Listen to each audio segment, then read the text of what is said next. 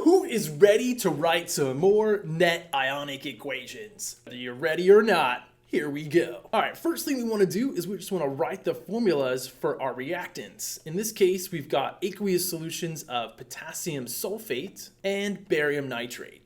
Again, keep in mind that this is a double replacement reaction. The positive ion of one of those compounds is going to react with the negative ion of the other. In this case, forming potassium nitrate, and I'll leave a couple of parentheses here as I wait to think about whether or not that's going to form the precipitate, or if it's going to be barium sulfate.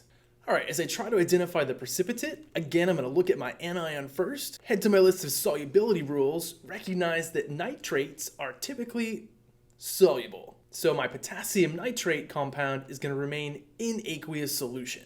As I look at sulfate, sulfates are typically soluble as well. However, it's important to note that there are some common exceptions, one of which is when sulfate is in a compound with barium, which is what we have here. So this is going to be my solid precipitate that forms in this reaction. Okay, now before we write the net ionic equation, let's balance this.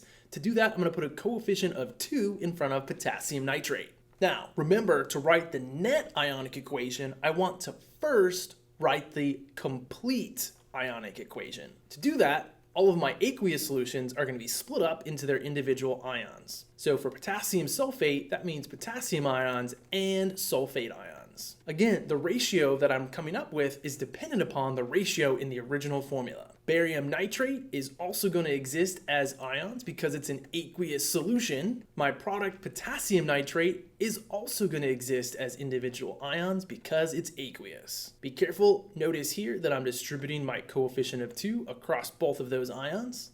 And then lastly, remember, I'm going to keep barium sulfate stuck together because I formed that solid precipitate. I'm going to cancel out my spectators, which in this case are potassium and nitrate, because they appear as in the same phase on both reactant and product side. My overall net ionic equation is then going to look like this, where I have my aqueous reactant ions coming together to form the solid precipitate, in this case barium sulfate. And we are done.